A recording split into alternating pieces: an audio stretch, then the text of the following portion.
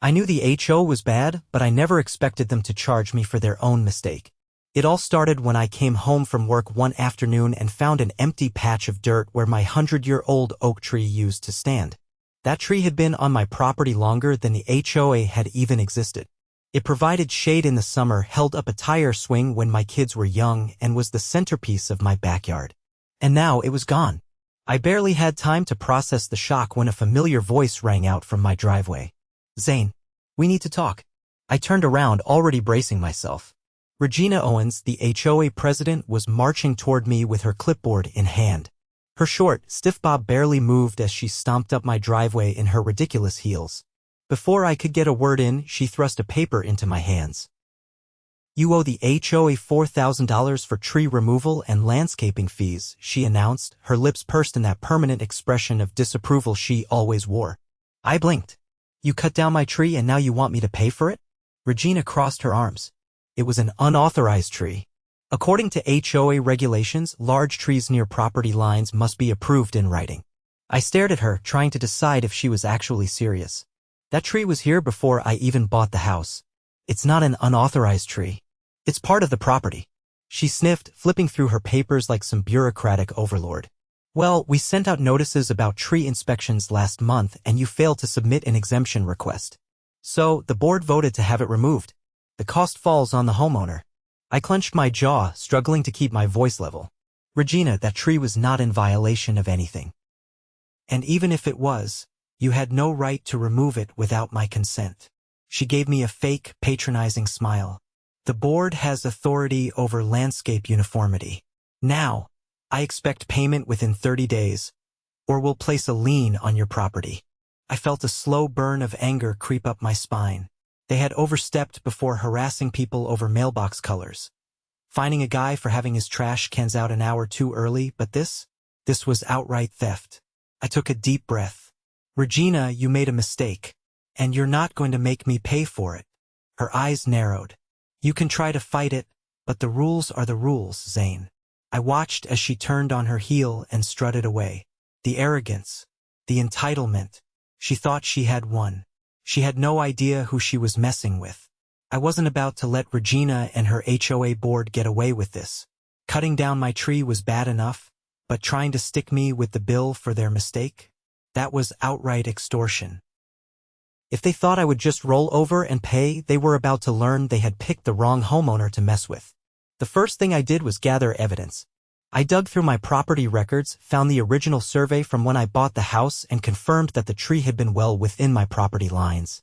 Then I checked the HOA's bylaws. Nowhere did it say they had the right to remove trees from private property without consent.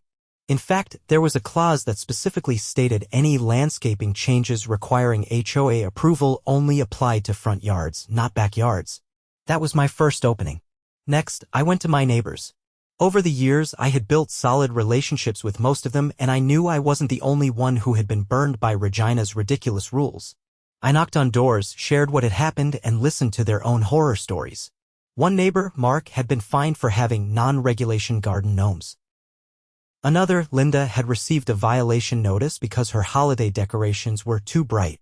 The more I talked to people, the clearer it became Regina and her board had been running the HOA like their own personal kingdom, making up rules as they went and bullying homeowners into compliance. That was my second opening. With documents in hand and support from the neighbors, I scheduled a meeting with the HOA's management company.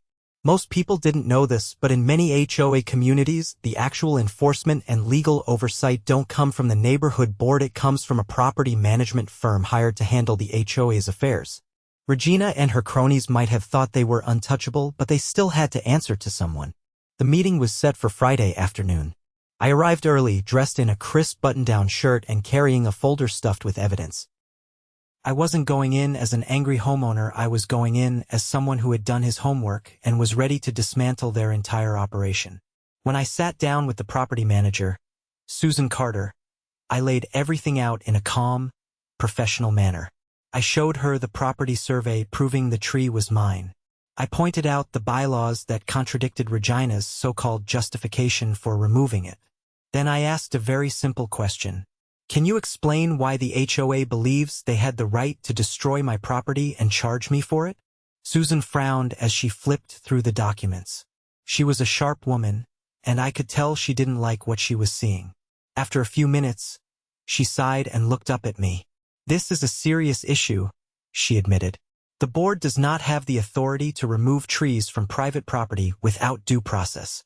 At the very least, you should have been given a hearing before any action was taken." I nodded. "Exactly. And now they're trying to force me to pay for something they had no right to do in the first place." Susan set the papers down and folded her hands. "I will need to conduct an internal review. If what you're saying checks out, this could be grounds for serious disciplinary action against the board." That was exactly what I wanted to hear. Over the next week, I kept the pressure on. I filed an official complaint with the state's HOA regulatory board citing improper conduct and property damage. I also submitted a demand letter through my lawyer making it clear that if the HOA did not rescind the fine and compensate me for the tree removal, I would be taking legal action. Meanwhile, the neighbors had started talking. Word spread fast, and soon everyone knew about the HOA's latest overreach. People who had been afraid to speak out before started coming forward with their own grievances. A petition began circulating to demand the immediate removal of Regina and the entire board. By the time the next HOA meeting rolled around, the room was packed. Regina sat at the front, flanked by her usual cronies, but there was a nervous twitch in her eye. She knew she was in trouble. I took my seat near the front and waited patiently as the meeting went through its usual motions. Then, when the floor was open for homeowner concerns, I stood up and walked to the microphone. "Ladies and gentlemen," I began, my voice steady and firm, "we need to talk about what this HOA has been doing to this community." I laid it all out for everyone: the unauthorized tree removal, the bogus fines, the pattern of abuse and overreach. I cited the bylaws, the property laws, and the statements from the property management company confirming that the board had acted outside their authority. Then I turned to Regina. "You have been running this HOA like a dictatorship," I said, my eyes locking onto hers. "You've bullied homeowners, fabricated violations, and wasted our money on unnecessary enforcement." "Well, it stops now." A murmur ran through the crowd. People nodded, whispered to each other. Mark stood up. "I second that. I say we vote to remove the entire board." Linda raised her hand. "Agreed." More voices joined in. The momentum was building. Regina tried to regain control. "You can't just..." But Susan, the property manager, stepped forward. "Actually, they can. According to the HOA's own bylaws, if enough homeowners sign a petition, they can force a recall election. And based on my review of recent complaints, I believe there is more than enough cause to proceed." Regina's face went pale. She started flipping through her binder, but there was no rule she could twist to save herself. The board members beside her shifted uncomfortably, realizing the tide had turned. Over the next few weeks, the recall process moved forward. The petition had overwhelming support, and when the final vote was cast, Regina and her entire board were officially ousted. The new board, made up of reasonable, fair-minded homeowners, immediately reversed the fine against me and issued a public apology. They even approved a fund to compensate homeowners for wrongful violations issued under the previous board. As for Regina, she vanished from the neighborhood shortly after her removal. No one missed her. And my backyard? Well, I planted a new tree. It would take time to grow, but that was fine. Some things, like justice, were worth the wait. With Regina and her board removed, the neighborhood finally had a chance to breathe. The new HOA leadership, a group of homeowners who actually cared about fairness, took immediate steps to undo the damage done under the previous regime. They not only rescinded the bogus fine against me but also reviewed past violations issued by Regina's board, refunding every homeowner who had been unfairly charged. But while the neighborhood was moving forward, I wasn't done just yet. Regina had personally cost me thousands of dollars in damages by cutting down my tree. The HOA had covered the cost of the wrongful fine, but what about the value of the tree itself? What about the fact that I now had a giant empty space in my yard where a century-old oak used to stand?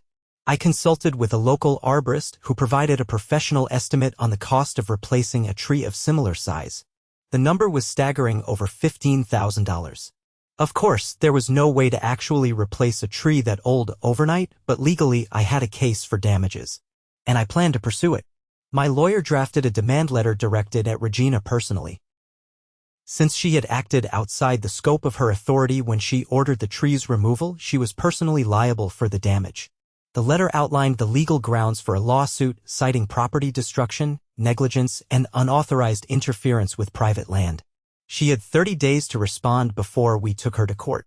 A week later, my lawyer received a reply from Regina's attorney.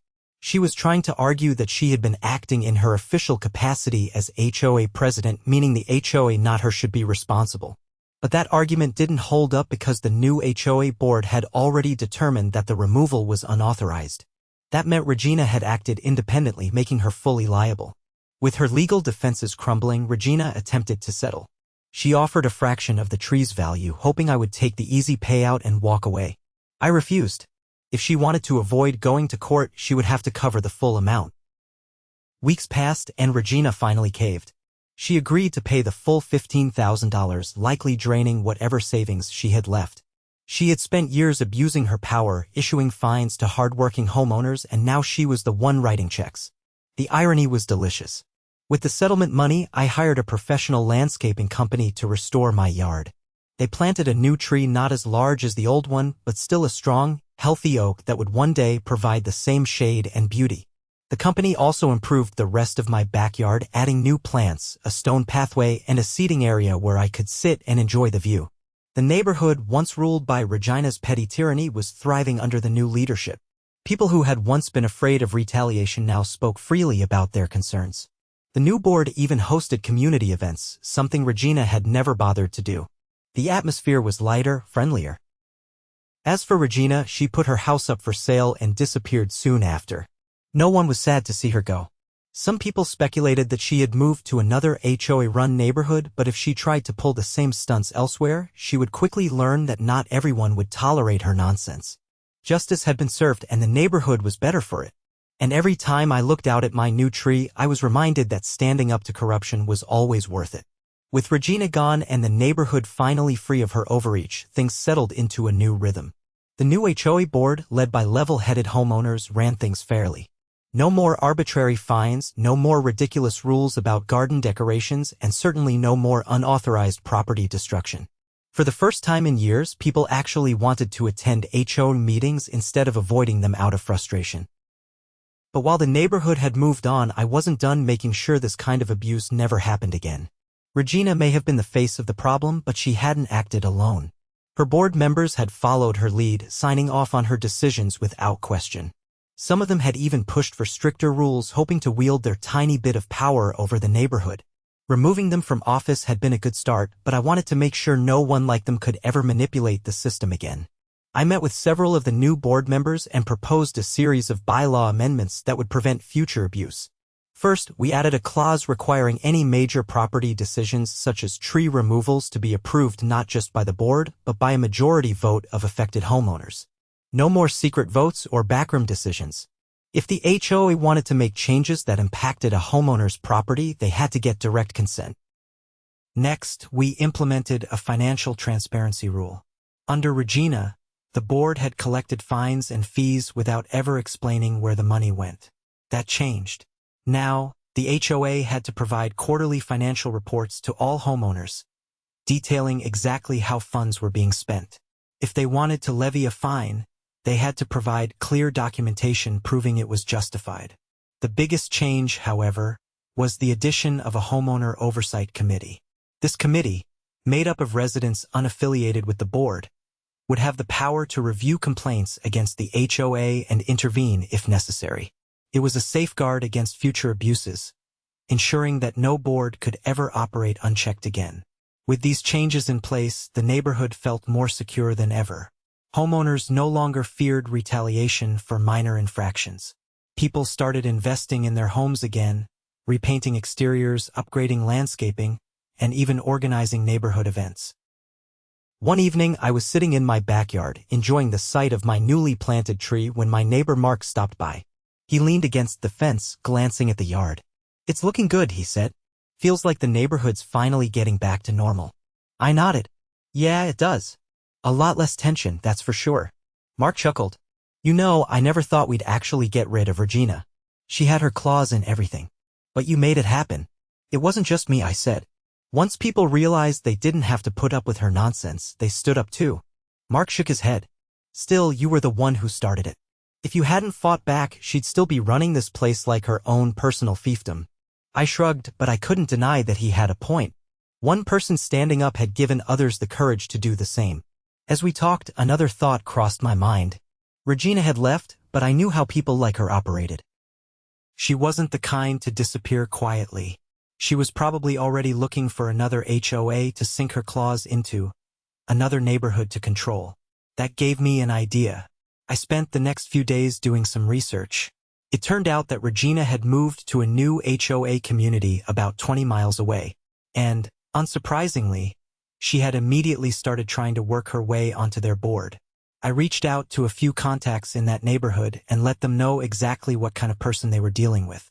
I shared documented evidence of her past abuses, the unauthorized tree removal, the bogus fines, and the financial mismanagement under her leadership. Word spread fast. By the time Regina tried to run for a board position, the homeowners in her new neighborhood were ready for her. During the open forum at their HOA meeting, several residents confronted her with the evidence I had provided. Faced with undeniable proof of her past behavior, she had no choice but to withdraw her candidacy. That was the last I ever heard about Regina trying to control an HOA. Wherever she ended up after that, it wasn't in a position of power. Back in my own neighborhood, things only continued to improve. The changes we had implemented became the foundation of a stronger, more transparent HOA. Homeowners worked together instead of against each other, and for the first time in a long time, the HOA actually served its intended purpose, maintaining the community without overstepping its bounds. One afternoon, as I sat outside and watched my new tree sway gently in the breeze, I felt a deep sense of satisfaction. The fight had been worth it. The neighborhood was better off, the community stronger, and justice had been served. And best of all, I had made sure that no one like Regina would ever get the chance to abuse their power here again. With Regina gone and the neighborhood thriving under its new leadership, I finally had a chance to enjoy my home without the constant threat of petty fines and overreach. The backyard was looking better than ever, my new tree was taking root, and the atmosphere in the neighborhood had changed completely. People were friendly, no longer walking on eggshells for fear of incurring the wrath of the HOA. But just when I thought I could put the whole mess behind me, a new problem arose, one that proved Regina's damage hadn't been entirely undone. One afternoon, I received a letter from the county assessor's office. At first, I assumed it was just a routine property tax update, but as I read through it, my stomach twisted. The assessed value of my property had been significantly increased due to what they called recent improvements made under HOA oversight. The letter cited landscaping enhancements approved by the HOA and a significant alteration to property features. I knew exactly what this was about. The tree removal. Regina's unauthorized destruction of my tree had somehow been classified as an improvement, and now, because of that, my property taxes were set to go up. That wasn't just unfair, it was outrageous. I wasted no time heading down to the county assessor's office. When I got there, I spoke with a clerk who directed me to a property tax officer. He was a no-nonsense man in his 50s, wearing a suit that looked a little too tight around the shoulders. He adjusted his glasses as he scanned my paperwork. "This increase is based on HOA submitted reports," he said, flipping through the file. "It looks like they classified the tree removal as part of a landscaping improvement initiative." "That initiative was unilateral and unauthorized," I countered. "The HOA cut down my tree without my permission, and I had to fight them just to get compensated. How does that qualify as an improvement?" He tapped his pen against the desk. "If the HOA reported it as an upgrade to property aesthetics, it would have been factored into the assessment." I could feel my jaw clenching. Then they lied. Not only was this not an improvement, but it actually devalued my property. That tree was over 100 years old, provided shade and privacy. Now there's nothing but a bare patch of dirt. He studied me for a moment, then sighed. "You can file a dispute. It'll trigger a reassessment, but you'll need to provide evidence that the removal wasn't beneficial to the property value." That wasn't going to be a problem. I left the office and immediately gathered everything I needed: photos of my property before and after the removal, documents showing the legal battle with the HOA, and a statement from the arborist I'd originally hired that placed a value on the lost tree. When I submitted my dispute, I made sure to include a formal complaint against the previous HOA board. If Regina had manipulated the system to classify the tree's removal as an improvement, then she had left behind more damage than I'd realized. If she had done this to me, who knew how many other homeowners had been hit with similar issues? While waiting for the reassessment, I spoke with the new HOA board. They were just as shocked as I was when they learned about the inflated assessments. Apparently, Regina had submitted a series of neighborhood modernization reports before she was ousted, listing various arbitrary changes as enhancements. The worst part? Some of the board members had unknowingly signed off on these reports, not realizing what they were approving. This wasn't just about me anymore. This was a neighborhood-wide scam. I worked with the HOA board to notify homeowners about the issue. Sure enough, multiple residents had received similar tax increases based on Regina's bogus reports. Some had barely noticed, assuming it was just standard tax fluctuation. Others were furious, realizing they had been tricked into paying more for nothing. At the next HOA meeting, we presented the findings to the community. The atmosphere was tense, but this time it wasn't because people were afraid, it was because they were angry. One homeowner, a retired contractor named Miguel, stood up. So, let me get this straight. Regina got our property values reassessed based on changes we never agreed to, and now we're all paying for it. The new HOA president, a reasonable woman named Diane, nodded. Unfortunately, yes. We're working on reversing the damage, but it's going to take a coordinated effort. I spoke up. I've already filed a dispute with the county assessor's office, and I suggest everyone here do the same. The more homeowners push back, the harder it'll be for them to justify these increases. Another resident, a single mother named Jenna, crossed her arms. Can we sue her for this? She's not here anymore, but she caused all this damage. Diane sighed. Legally, it would be difficult. She acted under the HOA's authority at the time, even though it was fraudulent. The best course of action is to undo the damage first. That settled it. Over the next few weeks, I helped organize a formal petition to the county assessor's office challenging every single fraudulent reassessment. The new board provided official statements disavowing Regina's reports, and homeowners sent in their property records proving no real improvements had been made. The pushback worked. After weeks of review, the county assessor's office reversed the fraudulent adjustments, restoring the original tax values. The relief in the neighborhood was palpable. People who had been dreading their next tax bill could finally breathe again. The final piece of justice came when Diane, acting as the new HOA president, submitted a formal ethics complaint against Regina with the state's HOA Oversight Board. It might not have resulted in a lawsuit, but it put a permanent stain on Regina's record, ensuring that if she ever tried to hold a leadership position in another HOA, her history would follow her. With that, the last remnants of Regina's influence were wiped away. The neighborhood was finally free, and this time it would stay that way. With the fraudulent tax assessments overturned and Regina's name permanently tarnished in state records, the neighborhood could finally turn the page on her reign of terror. But as much as I wanted to move on, there was still one last issue lingering in the back of my mind. The HOA had been fundamentally restructured, the new board was transparent and homeowner-friendly, and the bylaws had been revised to prevent future abuse. But there was one thing we hadn't yet addressed: the financial damage Regina had left behind. Over the years, she had imposed countless fines, collected fees under false pretenses, and funneled neighborhood funds into wasteful, unnecessary projects. We had already refunded some of the most egregious fines, but what about the rest of the money? Where had it gone? Had it even been used for the community, or had Regina been siphoning it for her own benefit? I wasn't the only one wondering. Several homeowners had started asking similar questions. The new board, eager to ensure full transparency, agreed that it was time to do a forensic audit of the HOA's finances. It didn't take long for the truth to come out. The records were a mess. Regina had kept financial statements vague, grouping expenses under generic labels like community improvements and operational costs without any clear breakdown of where the money had actually gone. But once the auditors started digging, they uncovered a pattern of misuse that was even worse than we had expected. Thousands of dollars had been spent on enforcement fees, but there was no record of what those fees actually covered. A security company had been paid for neighborhood patrols, yet no one in the community had ever seen such patrols take place.